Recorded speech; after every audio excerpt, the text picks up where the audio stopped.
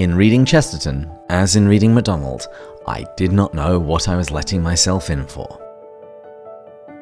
A young man who wishes to remain a sound atheist cannot be too careful of his reading. There are traps everywhere.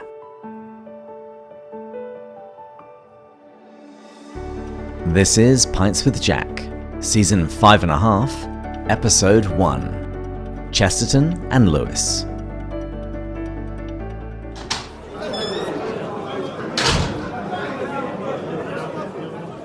Hello everyone. You might have noticed that it is currently December, yet there have been no episodes for Season 6 yet, despite what we said at the end of Season 5. In the end, it turned out that we just needed a little bit more time to get our new audio set up, so we've bumped Season 6 to the start of January, literally the first week. But we didn't want to leave you entirely bereft of episodes, so what follows is an interview that I had on the Uncommon Sense podcast, which is the official podcast of the G.K. Chesterton Society. I talk about Lewis, I talk about his relationship with Chesterton. There was more to say, but we didn't want to make it too long. And in this interview, I mention an address I gave to the Oxford C.S. Lewis Society, which I think I will post next week, just so you've got something to listen to over Christmas while you're sipping your brandy in front of a roaring fire after having eaten too much turkey. Anyway, without further ado, here's my interview on Uncommon Sense. On this episode of Uncommon Sense, we are joined by David Bates, the host of Pints with Jack, a podcast dedicated to C.S. Lewis. We'll talk all about C.S. Lewis, bring in Chesterton, and more. That's all coming up on this episode.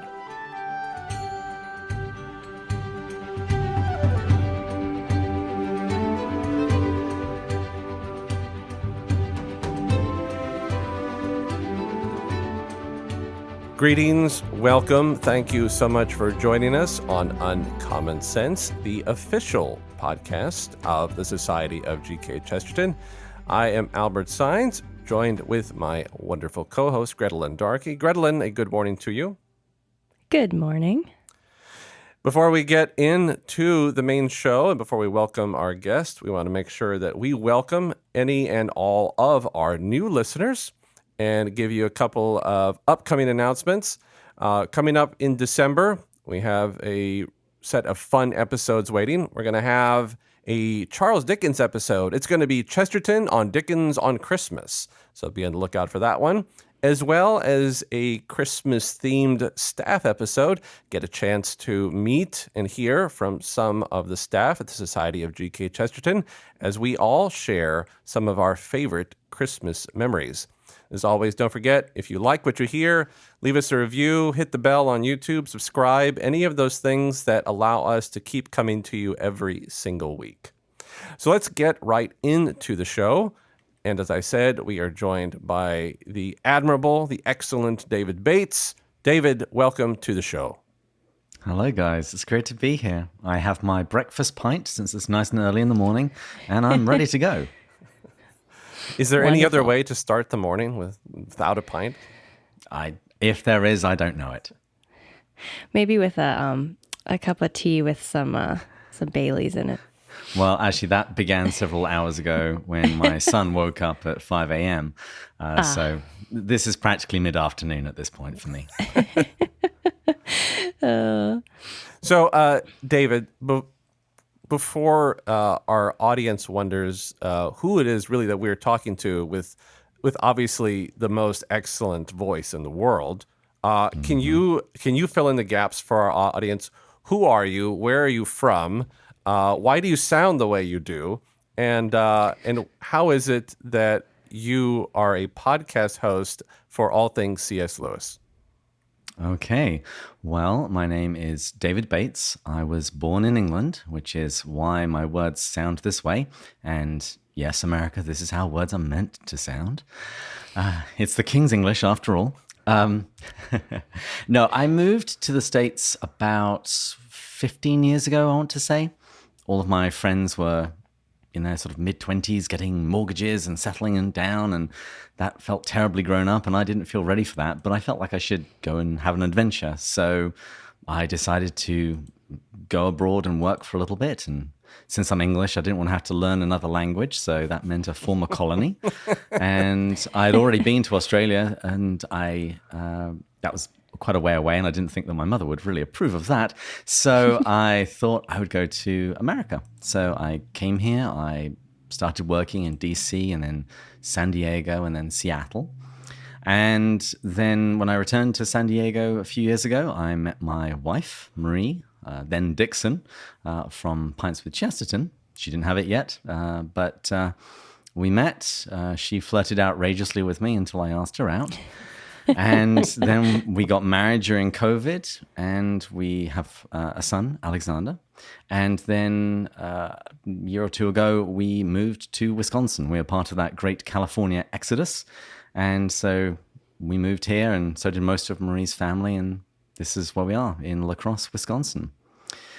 As for the podcast, I grew up with C.S. Lewis. Not literally, but my mother and my sister would read the Chronicles of Narnia to me all the time. It is really the earliest thing I can ever remember being read to me, particularly to keep me in the bath, because I was a little boy, and as we all know, little boys dissolve in soap and water, so they want to get out of baths as quickly as possible. And so what my mother would do was she would put me in the bath and then read me a chapter of the Chronicles of Narnia, because then I would at least be in the water, in contact with the soap for at least that period of time. And I was a huge Narnia fanatic. I had a little plastic push-along toy. It was a lion. Needless to say, he was called Aslan.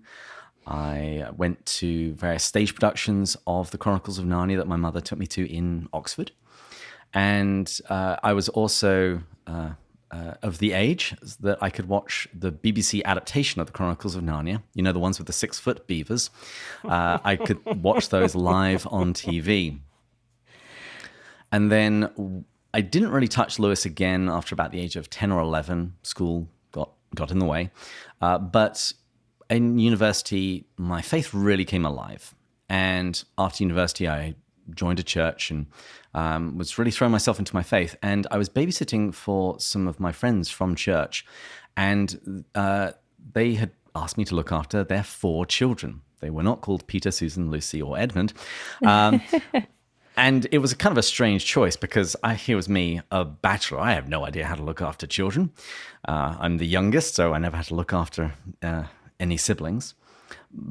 So I sort of just did what my mother did. I bribed the heck out of them. So the deal was that if they had brushed their teeth, if they were in their pajamas, then they would get a chapter of the Chronicles of Narnia before bedtime.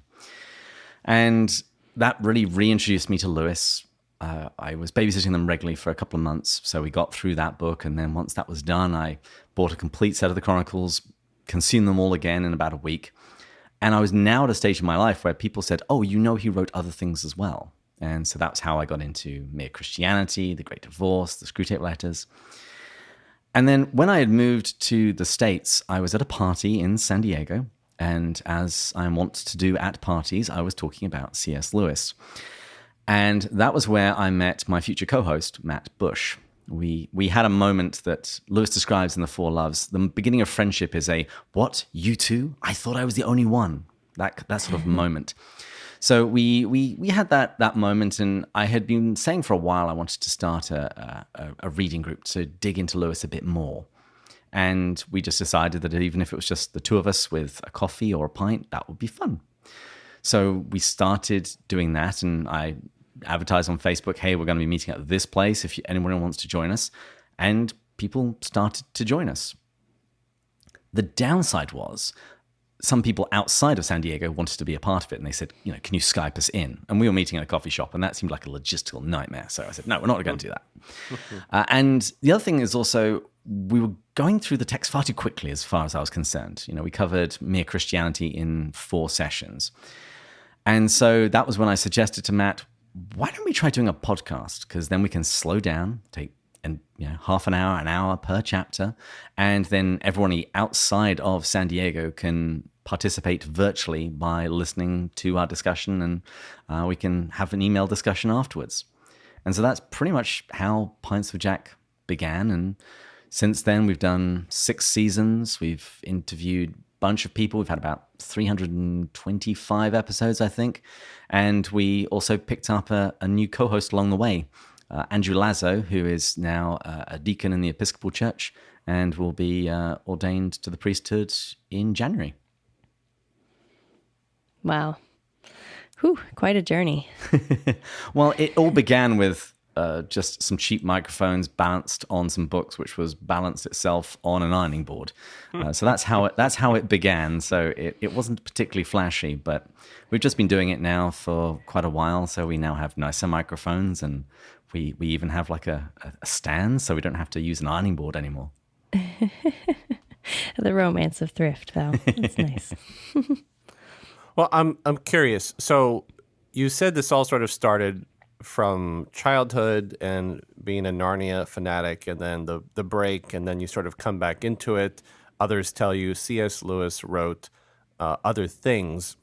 So, it'd be easy to say, well, you were drawn in initially because of the Chronicles of Narnia. But at this point in your relationship with Lewis, what is it about Lewis that really continues to grab your attention? Well, you're right. Narnia captured me, and it captured my imagination as a child. And I would say that's actually something that Lewis still does. He is very much like Chesterton in that regard, in terms of he really values the imagination and injects it into all of his writings, whether he's writing about literary criticism or fairy tales or apologetics. And that means that his writing is always very clear, because you always have images, mental images, to go along with whatever it is that he's talking about, whether he's trying to help you understand morality, whether he's trying to help you understand 16th century literature. He always communicates with real clarity and also depth. Even the Chronicles of Narnia, which some people just dismiss as children's books, they're incredibly deep, and so much of it went over my head when I was a child. I remember my mother trying to explain to me that Aslan was Jesus, and I just thought she was crazy. No, Aslan is a lion. Jesus is a man. That I didn't know what book she was reading.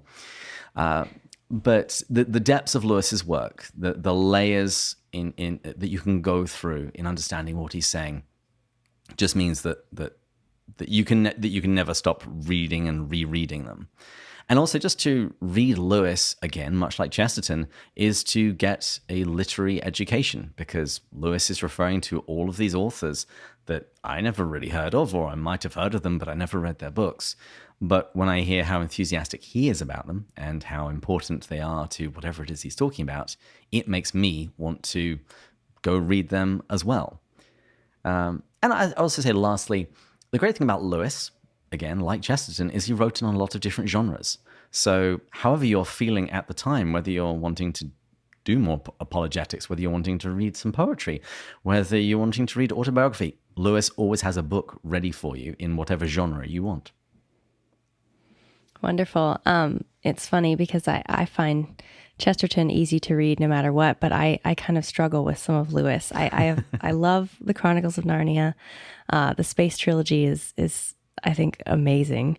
But I personally have not been able to get into his essays and his his theology especially as much. But I love that you're doing a podcast, because I think that, again, if there was a group to be able to tap into, it would help a lot. Mm-hmm. So what kind of going off that, I don't know what your experience is, but like, what are some of the insights you've been able to glean just from doing this in the context of a group, or of, even just talking with Matt? It's funny. I was invited to speak to the Oxford C.S. Lewis Society while we were back in England. It was absolutely unplanned. I'd had some of the people in the area on the show. And so after we had booked our flights, I just said, I'm going to be in the area. And then it transpired that there was going to be a meeting. And then after a little bit, somebody said, do you want to give the talk? And I had no idea what you addressed the C.S. Lewis Society of Oxford about. So I pretty much gave the answer to that question. Well, what have we learned?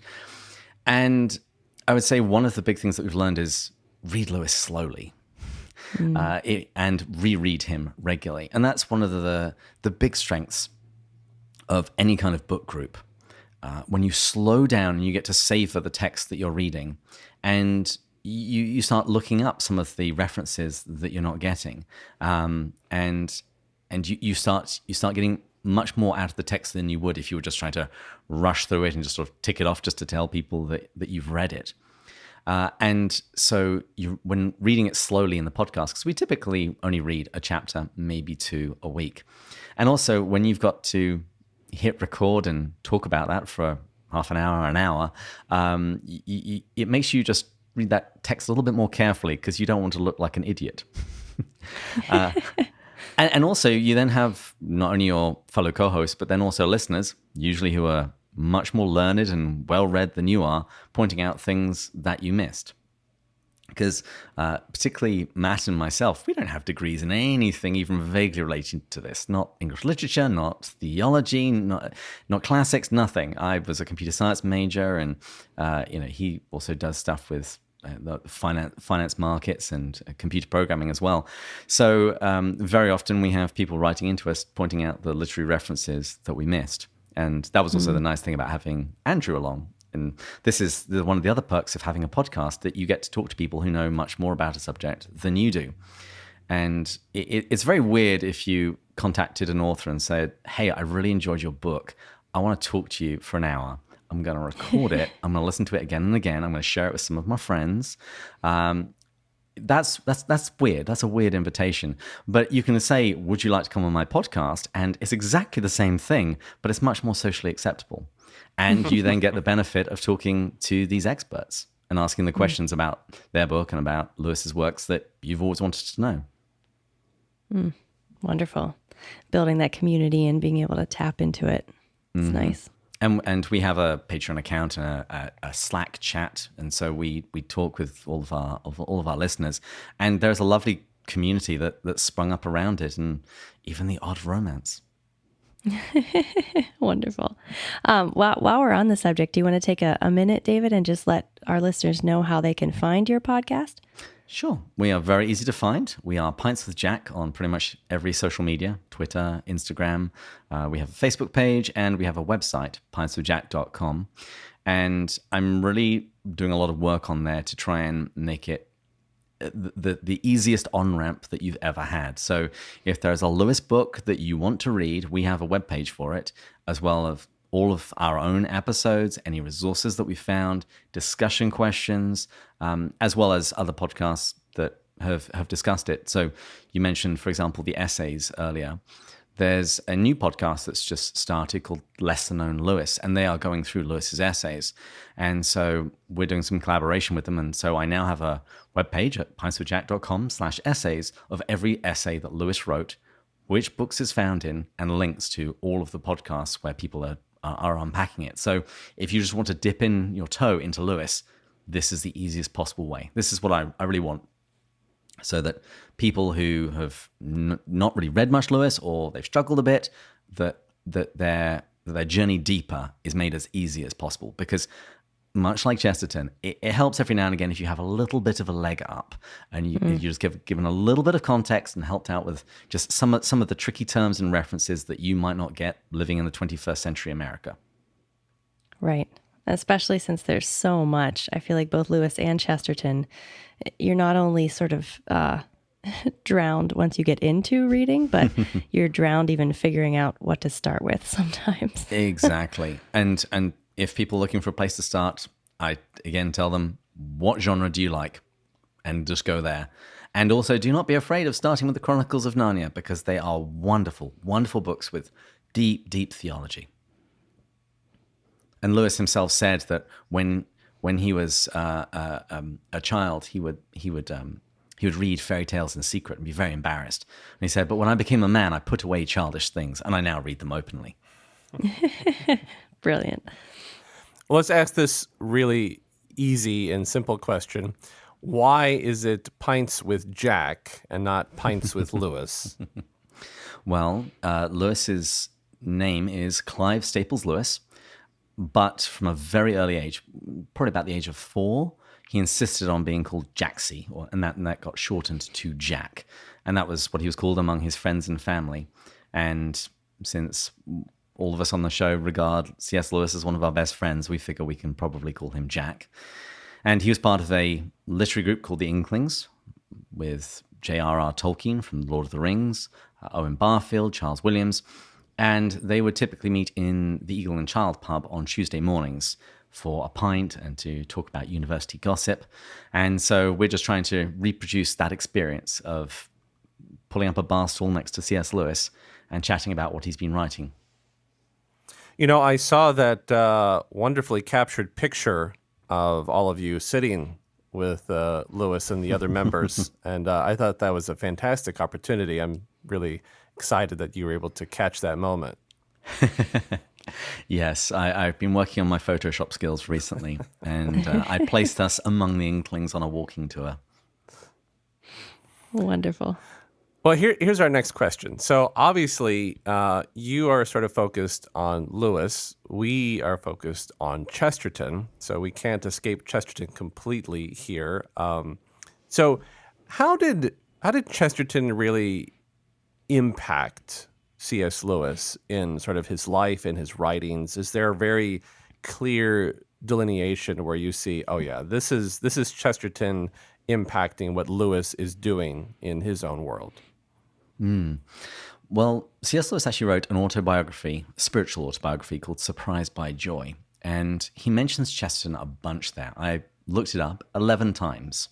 So that immediately tells you what an important figure he was in his life and particularly in his conversion. And Lewis was first introduced to Chesterton during the war. He was in hospital. He was recuperating from trench fever. And while his roommate in the hospital was, as Lewis describes it, conducting a furious love affair with one of the night nurses, Jack read a volume of Chesterton's essays. And this is how he describes it. I never heard of Chesterton and had no idea of what he stood for, nor can I quite understand why he made such an immediate conquest of me. Liking an author may be as involuntary and improbable as falling in love. His humour was of the kind which I like best. Moreover, strange as it may seem, I liked him for his goodness. In reading Chesterton, as in reading George MacDonald, I did not know what I was letting myself in for. A young man who wishes to remain a sound atheist cannot be too careful of his reading. There are traps everywhere. So he discovers Chesterton while Lewis is still an atheist. So he was actually raised in the Church of Ireland, but very early on, while he was still a teenager, he became a full-blown atheist. And on his 19th birthday, he is sent to the trenches of France in World War I, gets trench fever, and while he's recuperating, he reads Chesterton's essays, a collection. And actually, when I was at the Chesterton conference, somebody asked us, do we know what collection that is? And not specifically, but I've got a short list of about 8 that it might have been. Joel Heck, he's a scholar who's done a lot of work on all of the details of Lewis's life, and he lists them out. But as you heard in that quotation, Lewis also loved George MacDonald, who was also an author who Chesterton greatly admired. And Lewis always mentions them, not always, he often mentions them in Surprised by Joy in the same breath. He says that George MacDonald had done more for me than any other writer. Of course, it was a pity that he had to be in his bonnet about Christianity. He was good in spite of it. Chesterton had more sense than all the other moderns put together, batting, of course, his Christianity.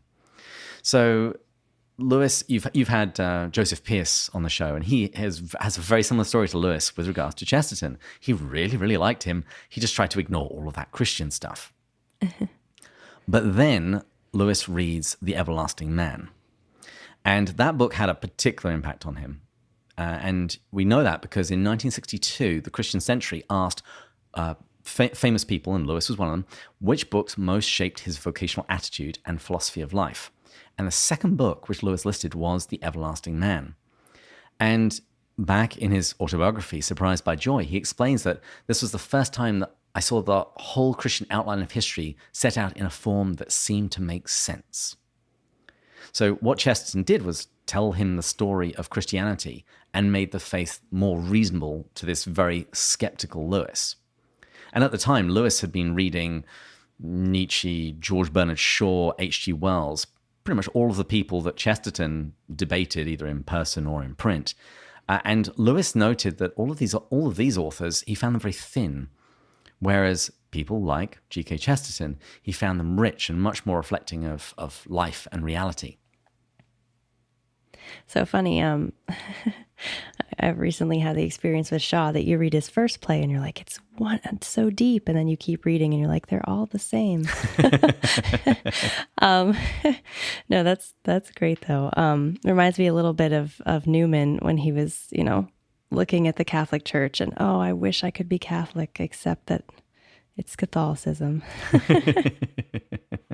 Well, it's funny, in Surprised by Joy, he even makes the comment, he says that, I noted earlier that I regarded Chesterton as the most sensible man alive apart from his Christianity. So the trouble is after reading The Everlasting Man, he said he would never articulate it because it would reveal it as nonsense. But after he read that, he thought Christianity itself was very sensible apart from the Christianity. He had a lot of baggage that he needed to work through. So what about yourself, David? Is Chesterton, or has Chesterton sort of impacted you in a personal way? I mean, I know you're a Lewis guy. I won't put that to the side. But Chesterton, being the large figure that he was, has he had a play in your life? It was about the time that I came to the States was the first time I started trying to read Chesterton. I started Orthodoxy because everybody does that, and I did what everybody else did. I abandoned it. I got stuck. And then about 6 months later, I had another go, this time with an audiobook, and got through it. And I think I also had a very common reaction. Wow, that was amazing. So many insights. I have no idea what he was talking about. So that is actually a book that I've returned to many times. And actually, from the date of recording, this Saturday, I'm meeting with my brothers-in-law, because we have many of them here in Wisconsin now, and we are going to go through Orthodoxy. So that one is a text that's been particularly important to me for many reasons, but also I keep hearing Lewis in Chesterton. And you don't have to read much of either before you start noticing that there are some real commonalities. I actually had Dale Alquist on our show, and he made some sarcastic comment that once you've discovered Chesterton, you don't need to read Lewis anymore because it's all there in Chesterton. And he and I have a standing invitation to duel at some point to finally sort that out. But I mean, for example, the trilemma is one that's very famous, and it's very often associated with Lewis, the idea that Jesus is either a liar, a lunatic, or Lord.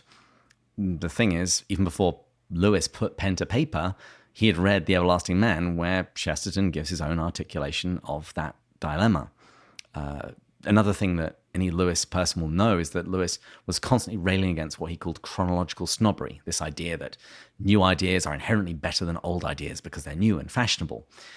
But once again, long before Lewis ever even started to fight that, Chesterton had written about the democracy of the dead and how tradition refuses to submit to the small and arrogant oligarchy of those who merely happen to be walking about. So they make a really good pairing, Lewis and Chesterton, because you come across the same ideas, very similar ideas, in both authors, and both of them excelling in the way that they excel.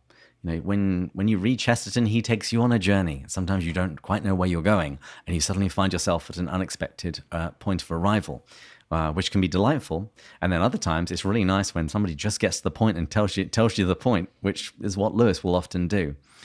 So, I've loved Chesterton for that reason. And also, my wife is host of Pints with Chesterton, so she's kind of a fan. So Chesterton is important to me by proxy in that way.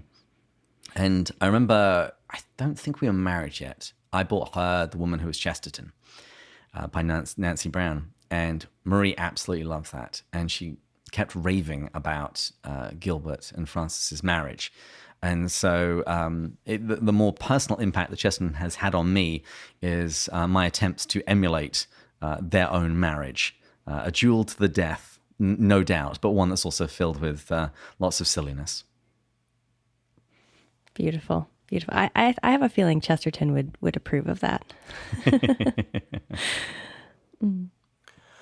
So I want to sort of ask the last big question because we're getting close here to the end. And I'm curious as to why Lewis, who was an atheist who discovers Christianity, is there insight into why he made Christianity so prevalent in his writings? Because it would have been understandable. It says, hey, I'm a Christian. I believe in Jesus. I accept all the teachings of our Savior. Now I'm just going to write my books because I like to write. But why does he really make it so prominent that you can tell, okay, I know he's writing about Jesus. I know this is a depiction of the gospel. Why is that? Well, the 5-year-old me would completely disagree and would say that you're making the same mistake that my mother was making. Aslan is a lion, not a man. Walter Hooper was Lewis's secretary in the final few months of his life. And he described Lewis as the most thoroughly converted man in England. That when he discovered the truth and beauty of Christianity, he was all in. And much like the disciples, he couldn't stop writing and speaking about what he had seen and heard. And so I think he felt a real debt that needed to be repaid.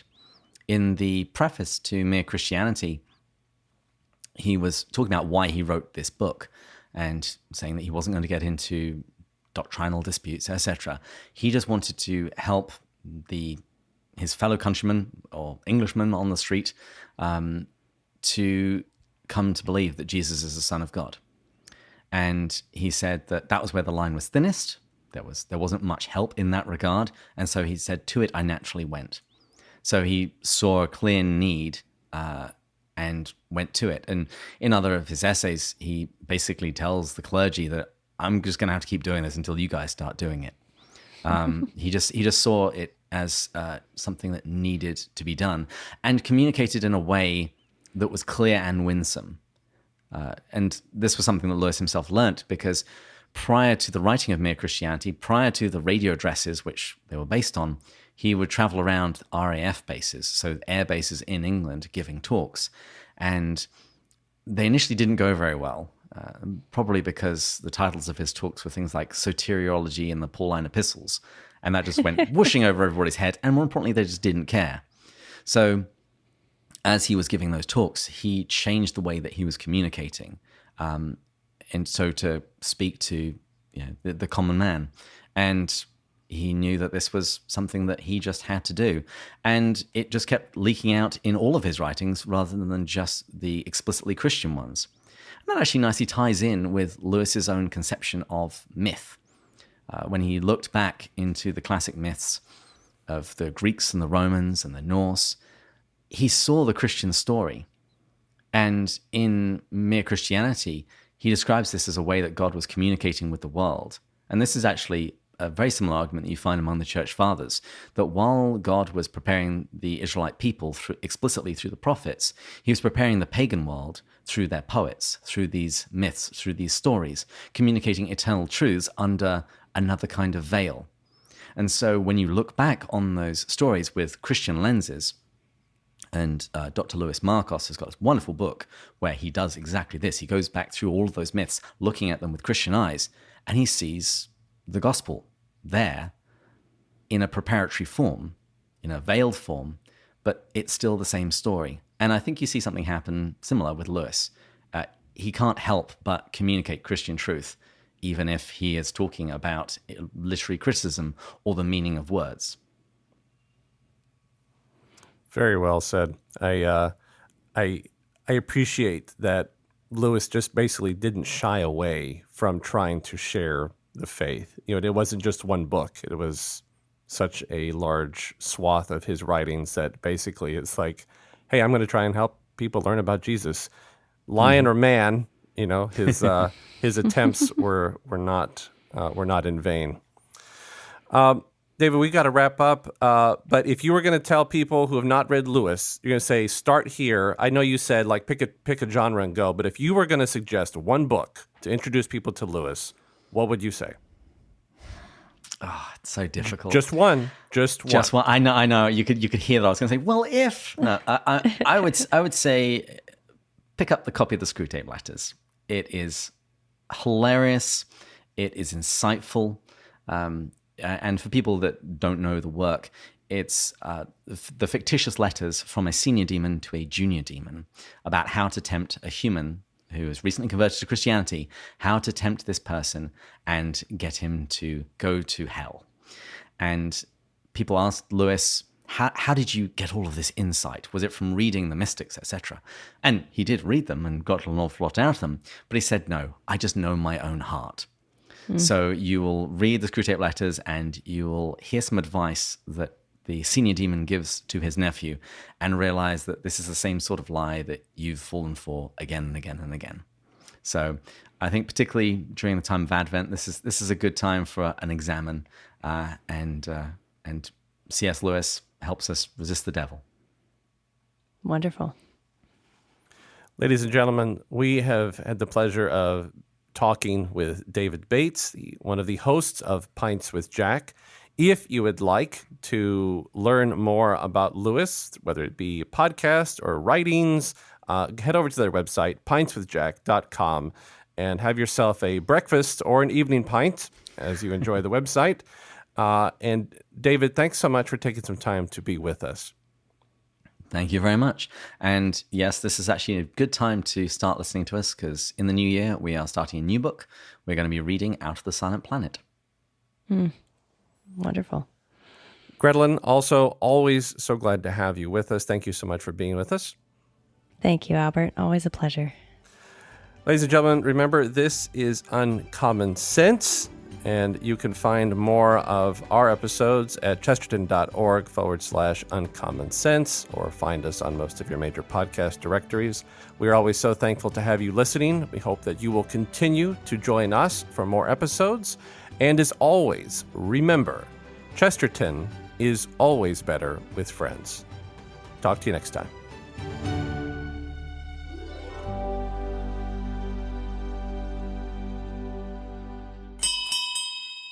I hope you enjoyed that.